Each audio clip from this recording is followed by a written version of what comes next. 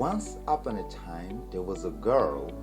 Her name was Aria, who believed that as long as her best friend, Sophia, stood by her side, she could face anything. Aria lived in a quiet suburban town where every evening the street lights blinked on as she and Sophia strummed their guitars on the porch. They had been inseparable since childhood, two halves of one melody. Aria, gentle and reserved, found courage in Sophia's confident grin and encouraging words. In their little world, nothing felt impossible because they always had each other to lean on. Every day, Aria and Sophia walked to school together beneath the oak trees lining their streets. Every day, they shared headphones on the bus, humming to their favorite songs and planning the future with excited whispers. They dreamed of performing on bigger stages far beyond their small town.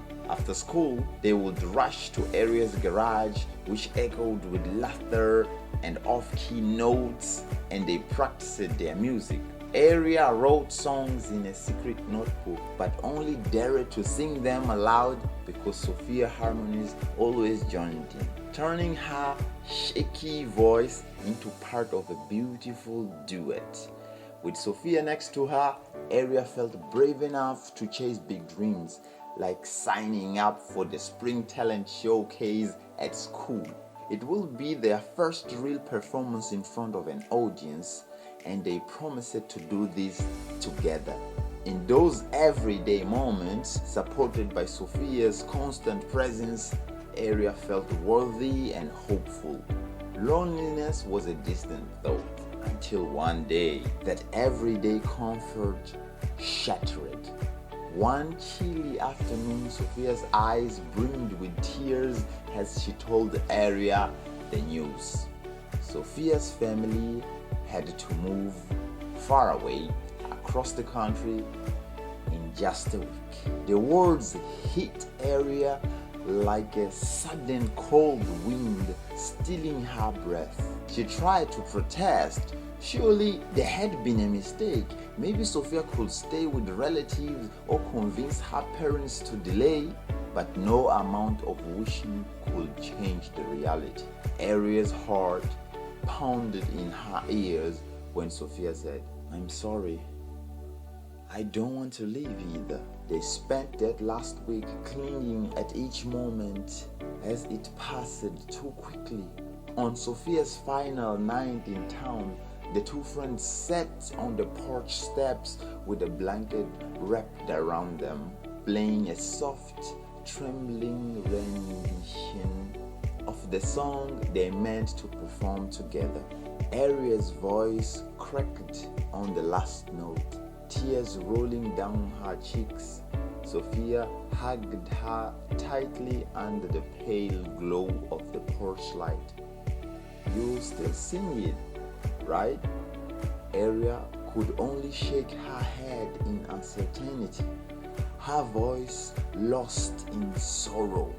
Sophia then pressed her guitar pick into Aria's hand, a small, worn pick she'd used it for years. "Keep this, Ari.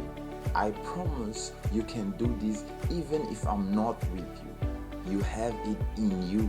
Please, for me, get on that stage." Aria nodded through her tears, but inside, she was terrified. When Sophia's family car pulled away the next morning, Aria stood in the driveway and waved until it disappeared, feeling like the world had suddenly gone silent. In that silence, a seed of fear was planted. How could she face the days ahead without the one person who had always been there for her? Because of that, Aria's world turned upside down. The first morning without Sophia, Aria walked to school alone for the first time in years. The oak trees seemed taller and more imposing without Sophia laughing at her side, and every step felt heavy. At lunch, Aria sat at the end of the table full of acquaintances, barely speaking. The chatter about weekend plans, gossip felt like distant echoes she couldn't connect with. She spent her days in a fog of loneliness, going through classes on autopilot and counting the minutes until she could retreat home. The garage stayed dark and quiet in the afternoons now. Aria couldn't bear to go in and practice without Sophia. Her guitar gathered dust in the corner, and the pages of her songwriting notebook remained blank. When she did try to hum a tune by herself, the emptiness of singing alone made her chest ache.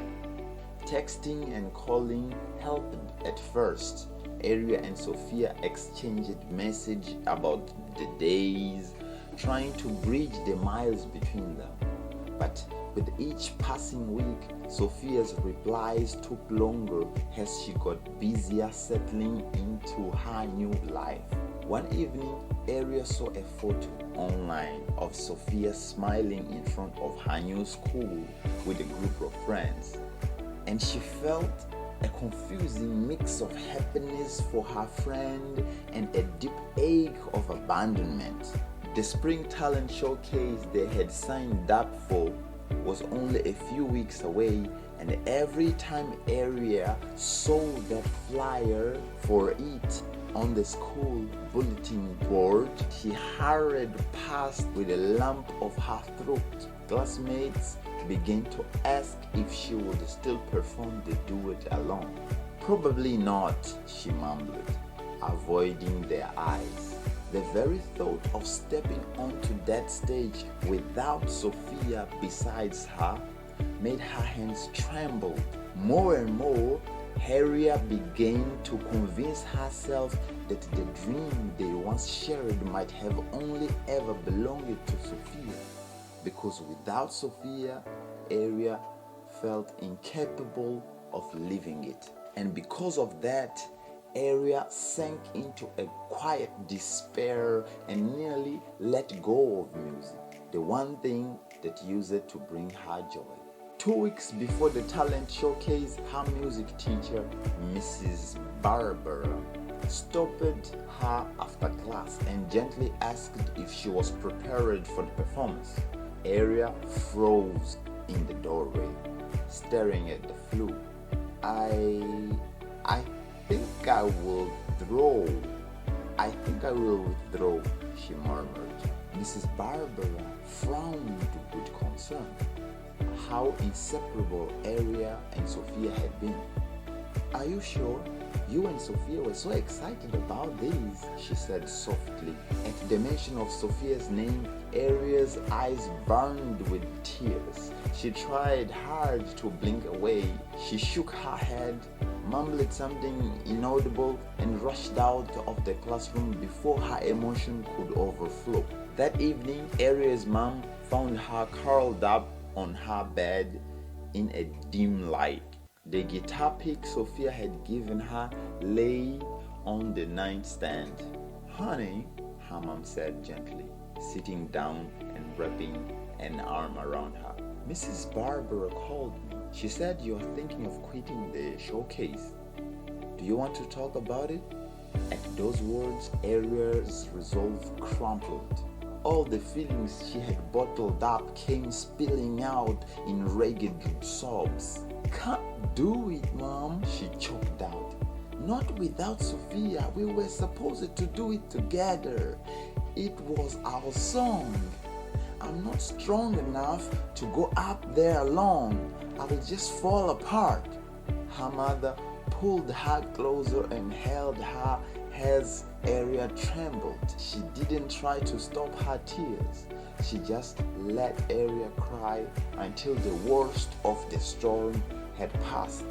When Aria sobs finally subside to sniffles, her mom gently stroked her hair. I know it hurts, sweetie. Losing Sophia by your side doesn't mean you have lost everything that made that song special. You still have your voice, your talent. That's always been there, even when Sophia was with you. Aria wiped her wet cheeks with the back of her hand. But it's not the same, she whispered. I'm not enough by myself. Her mom gave her a soft and sad smile. Listen to me, Aria. You are enough. It's okay to lean on others sometimes, but there comes a time when you have to stand on your own feet. I think this is one of those times, and I know Sophia believed in you. Remember how she gave you that pic and made you promise to sing? She knew you could do this on your own, even if you don't believe it yet. Aria stared at the little guitar pick in her nightstand. Its edges smooth from Sophia's countless hours of playing.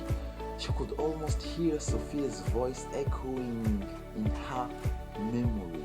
You have it in you.